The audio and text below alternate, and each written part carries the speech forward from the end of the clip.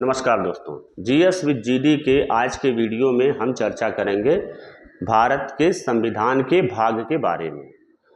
जैसा कि आप जानते हैं कि भारत के संविधान में कुल 22 भाग, 395 अनुच्छेद और 12 अनुसूचियां हैं। हालांकि कुछ चीज़ों को लेकर के अलग अलग विद्वानों की अलग अलग राय है। जैसे 22 भाग की जगह कुछ लोग 25 भाग मानते हैं, अनुच्छेदों की संख्या 444 से ऊपर मानते हैं। लेकिन मेरा ऐसा मानना है कि अगर किसी भी भाग में क और ख, ग, घ इत्यादि जोड़ा गया है तो हम उसे एक भाग मान के चलते हैं। तो हम 22 भागों की चर्चा करेंगे और इन 22 भागों में हम आपको ये बताएंगे कि इन 22 भागों में कौन से भाग में किस अनुच्छेद से का वर्णन है और उस भाग में क्या लिखा हुआ है। अगर अभी तक आपने हमारा चैनल सब्सक्राइब नहीं किया है तो सब्सक्राइब जरूर करिए, क्योंकि इसमें आपको जीएस से संबंधित बहुत सारी जानकारियां दी जा रही हैं।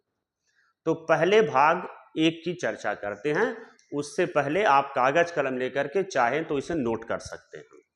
भाग एक अनुच्छेद 1 से 4 तक का जिक्र है इसमें, जिसमें यह बताया गया है कि संघ और राज्य क्षेत्र क्या होंगे, नए राज्यों का प्रवेश या उसकी स्थापना कैसे की जाएगी तथा नए राज्यों का निर्माण कैसे किया जाएगा। यह संविधान के भाग 1 में बताया गया है। भाग 2 अनुच्छेद 5 से 11 तक इसमें सम्मिलित हैं, जिसमें नागरिकता के संबंध में प्रावधान किया गया है। भाग 3 अनुच्छेद 12 से 35 तक है, जिसमें मौलिक अधिकारों की चर्चा की गई है। भाग 4 ये बताता है अनुच्छेद 36 से 51 तक के बारे में, जिसमें यह बताया गया है कि राज्य को सामाजिक और आर्थिक स्वतंत्रता प्रदान करने के लिए एक समान सिविल संहिता लागू करने के लिए ग्राम पंचायतों के गठन के लिए कौन कौन से कार्य करने पड़ेंगे। इसका मतलब यह हुआ कि इस भाग में राज्य के नीति निर्देशक तत्वों की चर्चा की गई है। भाग 4 क, जहां भी क लगा होगा उसका यह मतलब हुआ कि यह भाग बाद में जोड़ा गया है। तो भाग 4 क अनुच्छेद 51 क है इसमें केवल, जिसमें मौलिक कर्तव्यों की चर्चा की गई है कि भारत के प्रत्येक नागरिकों के मौलिक कर्तव्य क्या क्या होंगे। कुल 11 मौलिक कर्तव्यों का जिक्र इसमें किया गया है। भाग 5 अनुच्छेद 52 से 151 तक का जिक्र है इसमें, और उसमें यह बताया गया है कि शक्ति पृथक्करण का सिद्धांत कैसे लागू होता है। मतलब यह है कि संघ की कार्यपालिका, विधायिका और न्यायपालिका कैसे कार्य करेगी। यह आपको भारत के संविधान के भाग 5 में मिलेगा, जो कि अनुच्छेद 52 से 151 तक है। भाग 6 अनुच्छेद 152 से 237 तक का जिक्र करता है, जिसमें राज्यों की विधायिका, कार्यपालिका और न्यायपालिका के कार्यों के बारे में बताया गया है। भारत के संविधान का भाग 7, जिसमें अनुच्छेद 238 है, और इसमें यह बताया गया है कि जो संविधान के आरंभ के समय में भाग ख के राज्य थे, उन राज्यों के संबंध में प्रावधान किया गया है। जब भारत का संविधान लागू हो रहा था उस समय 4 प्रकार के राज्य थे: भाग क के राज्य, भाग ख के राज्य, भाग ग के राज्य और भाग घ के राज्य।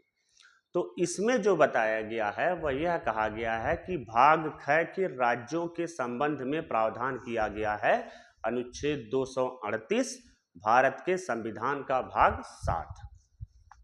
भाग 8 जो है वह 239 से 242 तक का जिक्र करता है, जिसमें यह बताया गया है कि संघ राज्य क्षेत्रों का प्रशासन कैसे चलेगा, यानी कि यूनियन टेरिटरी का प्रशासन कैसे किया जाएगा, इसके बारे में जिक्र किया जाता है, और वह है भाग 8।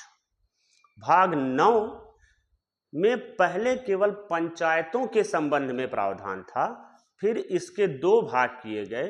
भाग 9 में अनुच्छेद 243 से 243 ए तक का जिक्र है, जिसमें यह बताया गया है कि ग्राम पंचायतों के संबंध में प्रावधान किए गए हैं। और इसी का भाग क जो है, यानी कि भाग 9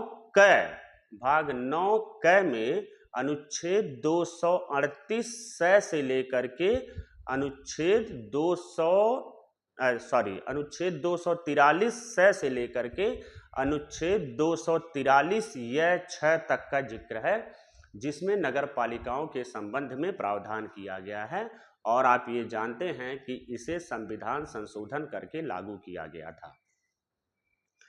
भाग 10 अनुच्छेद 244 से 244 क तक का जिक्र करता है, जो अनुसूचित जाति और जनजातीय क्षेत्रों के संबंध में प्रावधान करता है। यहां पर यह ध्यान दीजिएगा कि पूरे भारत में कुछ ऐसे क्षेत्र हैं जो अनुसूचित जाति और जनजातीय क्षेत्रों की श्रेणी में आते हैं। उनके बारे में भारत के संविधान के भाग 10 में चर्चा की गई है, जिसमें यह बताया गया है। भाग 11 अनुच्छेद 245 से 263 तक का जिक्र है, जिसमें केंद्र और राज्य के मध्य शक्तियों के विभाजन के बारे में बताया गया है कि केंद्र और राज्य के मध्य शक्तियों का विभाजन किस तरह से किया जाएगा। आप ये जानते हैं कि अनुसूचियों में 7वीं अनुसूची में इस बात का जिक्र है कि केंद्र और राज्य के मध्य शक्तियों का विभाजन 3 श्रेणियों में किया गया है, जिसमें एक है संघ सूची, जिस पर नियम बनाने का अधिकार केंद्र के पास। दूसरी है राज्य सूची, जिस पर नियम बनाने का अधिकार राज्यों के पास। और तीसरी है समवर्ती सूची, जिस पर नियम बनाने का अधिकार केंद्र और राज्य दोनों के पास निहित होता है। तो भाग 11 है वह केंद्र और राज्य के मध्य शक्तियों के पृथक्करण से संबंधित है। भाग 12 अनुच्छेद 264 से लेकर के अनुच्छेद 300 क तक का जिक्र इसमें है, प्रावधान है, जिसमें भारत की विभिन्न निधियों के बारे में चर्चा की गई है। भारत में 2 प्रकार की निधियां होती हैं, एक संचित निधि और दूसरी आकस्मिक निधि। संचित निधि वह निधि होती है जिसमें से केंद्र के प्रमुख जो पदाधिकारी हैं, जो संवैधानिक पद पर बैठे हुए व्यक्ति हैं, उनको वेतन और भत्ता संचित निधि से दिया जाता है।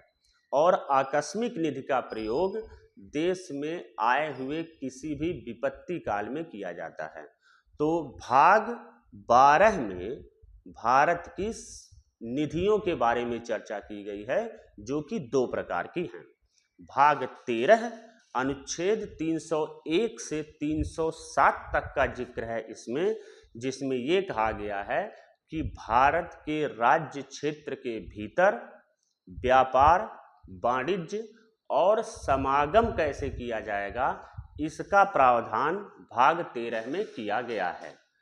और भारत के संविधान के भाग 14 जो है वह इस बात की व्यवस्था करता है कि संघ और राज्यों के अधीन सेवाओं तथा संघ लोक सेवा आयोग और राज्य लोक सेवा आयोग का प्रावधान जो किया गया है वह भाग 14 में है। अनुच्छेद 308 से लेकर के 323 तक में इसका जिक्र किया गया है कि संघ और राज्य लोक सेवा आयोग और संघ और राज्यों के मध्य सेवाएं किस तरह से होंगी, इसका जिक्र किया गया है भाग 14 में। भाग 14 क अनुच्छेद 323 क है, इसमें 323 क से लेकर के बल्कि 323 ख तक, जिसमें यह कहा गया है कि जो प्रशासनिक अधिकरण होंगे, कुछ प्रशासनिक अधिकरण होते भी हैं जिन्हें जो यूनियन टेरिटरी से छोड़ करके होते हैं, जैसे गोरखा दार्जिलिंग प्राधिकरण। तो जो प्रशासनिक प्राधिकरण हैं और अन्य अधिकरणों के संबंध में प्रावधान किया गया है भाग 14 क अनुच्छेद 323 क में। भाग 15 अनुच्छेद 324 से 329 तक का इसमें जिक्र है, जिसमें निर्वाचन आयोग के संबंध में प्रावधान किया गया है। निर्वाचन आयोग के संबंध में हमने एक विस्तृत वीडियो अपने पिछले वीडियो में डाल रखा है, आप उसे देख सकते हैं कि निर्वाचन आयोग के कार्य क्या है। भाग 16 अनुच्छेद 330 से 342 तक का इसमें जिक्र है, जिसमें अनुसूचित जाति, अनुसूचित जनजाति और जो आंग्ल भारतीय समुदाय के सदस्य हैं उनके संबंध में प्रावधान किया गया है भाग 16 में। भाग 17 अनुच्छेद 343 से 351 तक का इसमें वर्णन किया गया है और इसमें यह बताया गया है कि संघ की भाषा क्या होगी, प्रादेशिक भाषाएं क्या होंगी और उच्चतम न्यायालय की भाषा क्या होगी। और ध्यान दीजिएगा, अनुसूची में 8वीं अनुसूची में इस बात का जिक्र है कि कुल कितनी भाषाओं को मान्यता मिली हुई है। भाग 17 अनुच्छेद 343 से 351 इस भाषा का जिक्र करता है। अनुच्छेद 18 352 से लेकर के 360 तक का प्रावधान है इसमें, जिसमें यह बताया गया है कि आपातकाल की उद्घोषणा कैसे होगी, राज्यों में आपातकाल कैसे लगाया जाएगा और वित्तीय आपातकाल क्या होते हैं। तो भारत में 3 प्रकार के आपातकालों का जिक्र है। अनुच्छेद 352 में युद्ध, आंतरिक अशांति और युद्ध, बाहरी आक्रमण या सशस्त्र विद्रोह के आधार पर। 356 राज्यों में संवैधानिक तंत्र विफल होने पर और अनुच्छेद 360 वित्तीय आपातकाल का प्रावधान किया गया है, जिसका पूरा वर्णन भाग 18 में दिया गया है। भाग 19 अनुच्छेद 361 से 367 के मध्य परिभाषित किया गया है, जिसमें यह कहा गया है कि राष्ट्रपति और राज्यपाल को उनके कार्यों से संरक्षण कैसे मिलेगा तथा राज्य विधानसभा की कार्रवाइयां और लोकसभा की कार्रवाइयों को संरक्षण कैसे प्रदान किया जाएगा, इसका जिक्र भाग 19 में है। आप जानते होंगे कि लोकसभा और विधानसभा में की गई कार्रवाइयों को संरक्षण प्राप्त होता है। भाग 20 अनुच्छेद 368 जो संविधान संशोधन प्रक्रिया का जिक्र करता है कि भारत में संविधान का संशोधन कैसे किया जा सकता है, और संविधान संशोधन के लिए भी 3 प्रकार बताए गए हैं। एक साधारण बहुमत द्वारा, दूसरा विशेष बहुमत द्वारा और तीसरा साधारण और विशेष बहुमत द्वारा। कभी अगर मौका मिला तो इस बारे में हम विस्तृत चर्चा करेंगे अनुच्छेद 368 भाग 20 के बारे में। भाग 21 अनुच्छेद 369 से 392 तक का जिक्र करता है, जिसमें अस्थायी, संक्रमणकालीन और कुछ राज्यों के संबंध में विशेष प्रावधान किए गए हैं।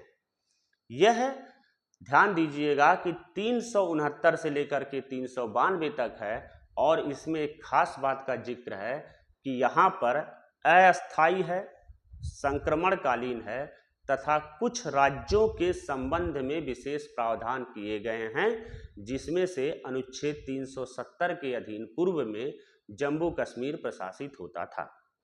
भाग 22 अनुच्छेद 393 से 395 तक का जिक्र है इसमें, जिसमें यह कहा गया है कि संविधान का संक्षिप्त नाम क्या होगा, इसका प्रारंभ कब होगा और हिंदी भाषा के प्राधिकृत पाठ इत्यादि के बारे में जिक्र किया गया है भाग 22 में। तो भारत के संविधान के जो भाग हैं उन 22 भागों के बारे में इस वीडियो में चर्चा की गई है। हम समय समय पर आपको संविधान से, इतिहास से, भूगोल से या अन्य विषयों से रिलेटेड वीडियो आपको समय समय पर देते रहेंगे। आप हमारे चैनल को सब्सक्राइब जरूर करें और ज़्यादा से ज़्यादा लोगों को फॉरवर्ड करें। नमस्कार।